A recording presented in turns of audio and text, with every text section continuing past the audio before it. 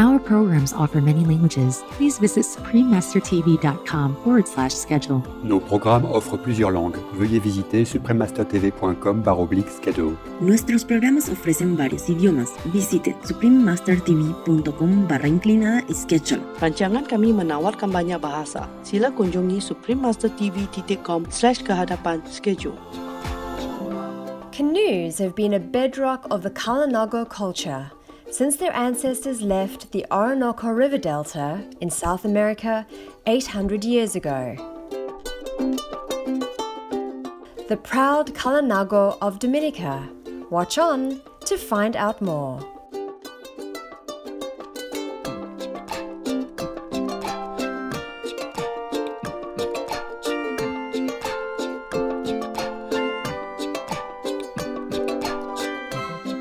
Salutations, esteemed viewers. I'm Hubert. The pleasant people of Dominica wish you all the best. On today's show, the proud Kalinago of Dominica, we will learn about the last remaining indigenous community on the Caribbean islands.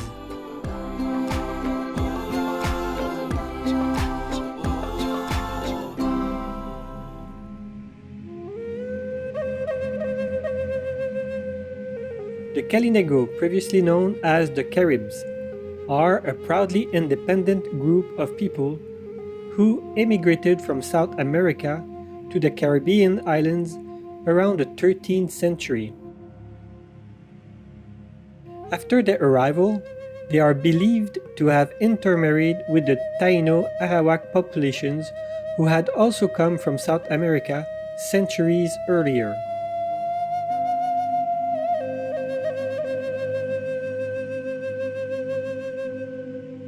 Their skills as boat builders and sailors helped them expand their territory so that by the time the Spanish arrived, 2 centuries later, they were the dominant culture on the islands.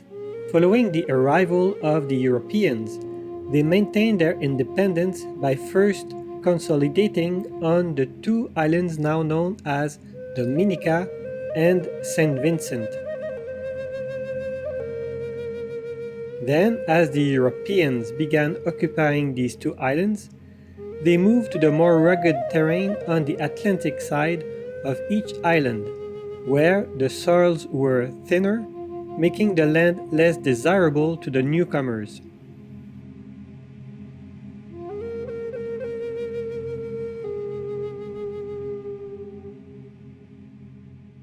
Today, most of the remaining 3,500 or so Kalinago live in Kalinago Territory, an autonomous region on the rugged eastern coast of Dominica.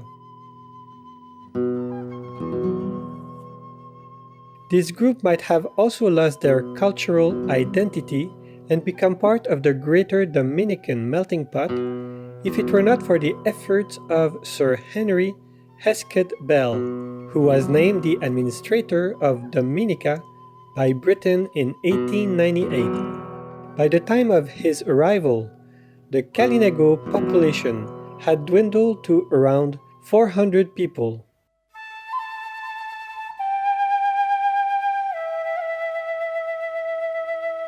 After Sir Henry met with the Kalinago and learned of their history and impoverished situation, he wrote a lengthy report and requested the British government to officially grant the Kalinago a reserve.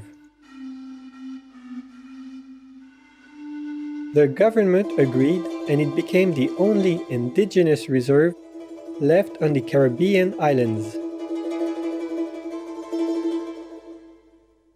His actions also enabled the Kalinago population to grow to around 3,500 today.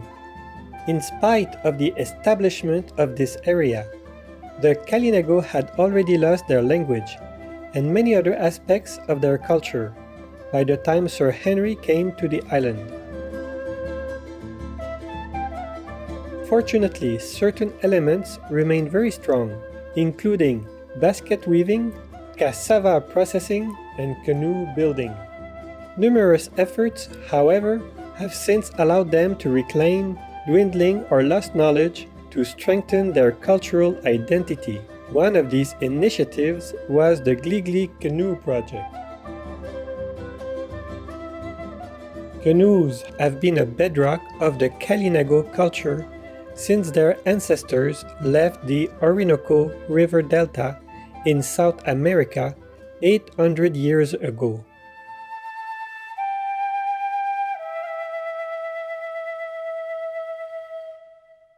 In the mid-1990s, Jacob Frederick, a Kalinago artist and activist, fulfilled a long-held dream of working together with others in his community to build an ocean-worthy canoe and retrace the route of their forebears to return to the Orinoco Basin.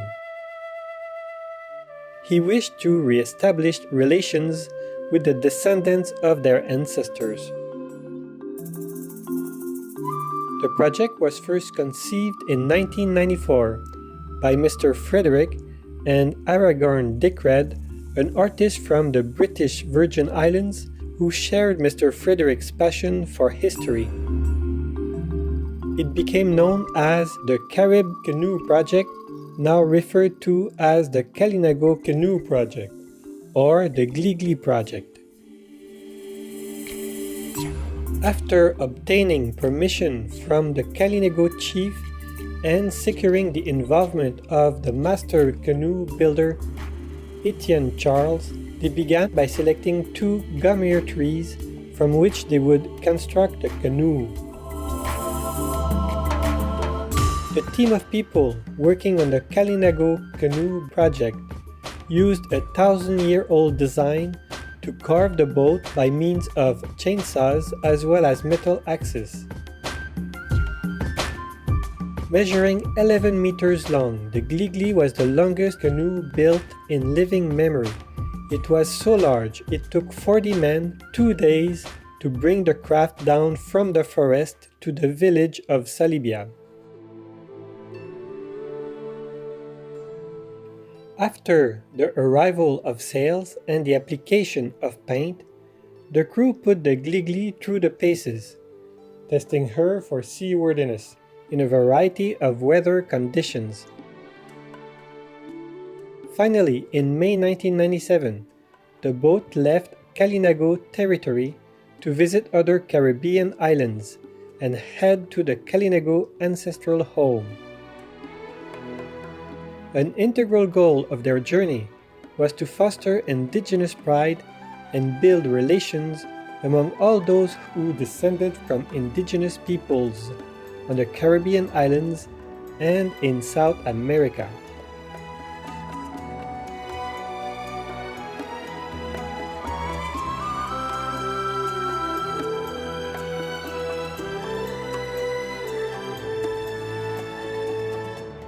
The project also helped the Kalinago to regain aspects of their cultural identity.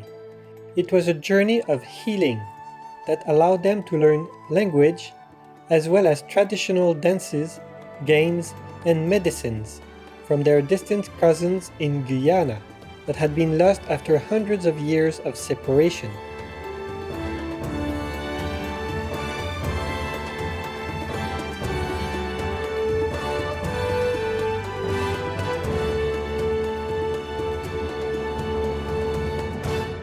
We are going to pause now for a brief constructive message and then return. Please stay tuned to Supreme Master Television.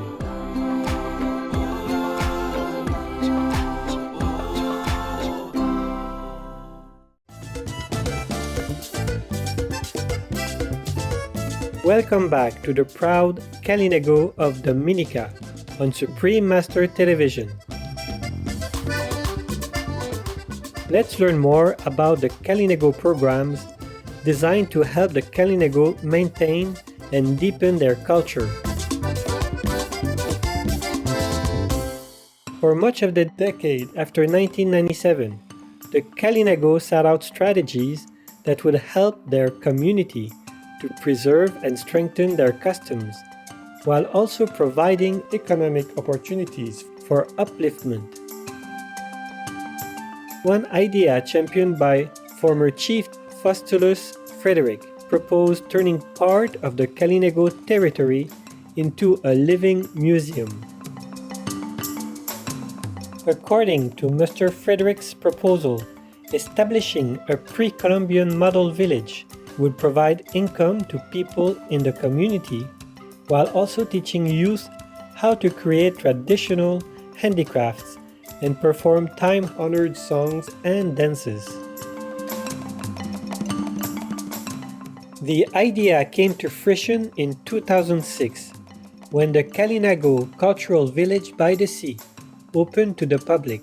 It has replica pre-Columbian structures, including a large main meeting house where cultural performances are held. Visitors are able to witness traditional cassava making, basket weaving, canoe building, and herb gathering and use. Through the concept of a living museum, the Kalinago Cultural Village by the Sea has created direct and indirect economic opportunities for the people, including employment for the Kalinago youth that enables them to showcase their traditions. The most prominent handicraft demonstration at the model village is that of basket weaving. The Kalinago women are well respected for their basket weaving work. The baskets are made from the laruma reed, which is believed to have been brought several thousand years ago from the Amazon River basin by Amerindians to the island where it was planted as a crop. The baskets were traditionally used for storing clothing, supplies, and carrying food. Sometimes they were also lined with certain leaves to make the baskets somewhat waterproof. Preparing this tall reed for use is an elaborate process that involves splitting it, digging out the pith, and laying it in the sun to dry. This creates a reddish-brown color on one side and a lighter color on the opposite side. Some of the reeds are placed in mud for a few days before drying to obtain a blackened color.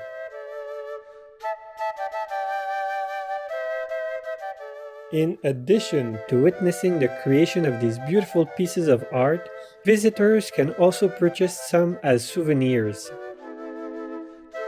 Another example of Kalinago handicrafts available for purchase at the model village is fern tree wood mask carvings. Of the hundreds of species of ferns on the island, the Kalinago carvers use wood from the fern tree called the fwidge to carve masks, many of which represent the faces of their former chiefs.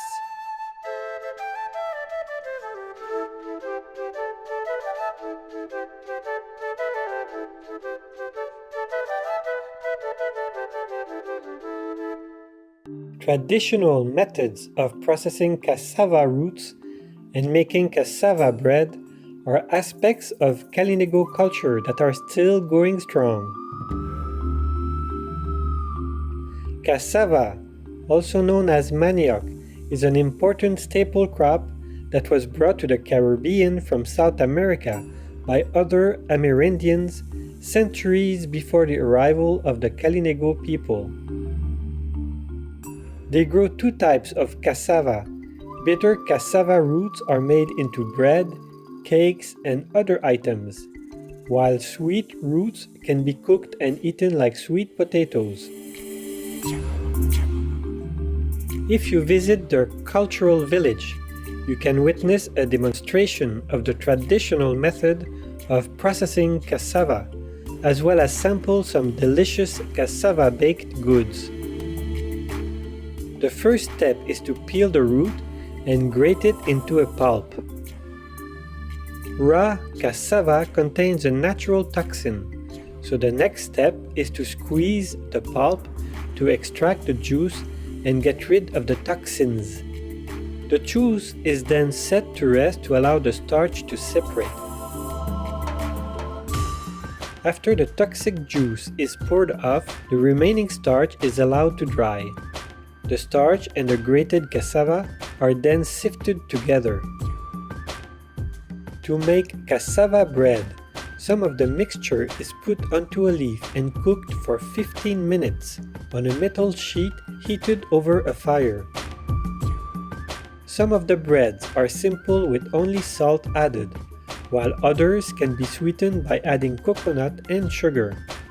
Many other items can be prepared from the cassava as well, including cakes and savory treats.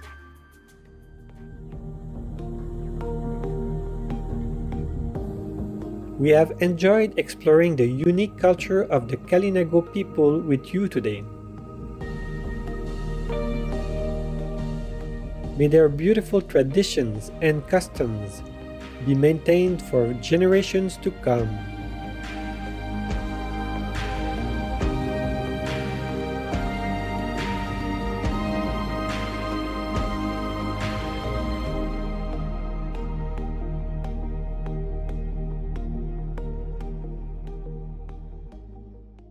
Peaceful viewers, it has been a pleasure to have your company on today's program.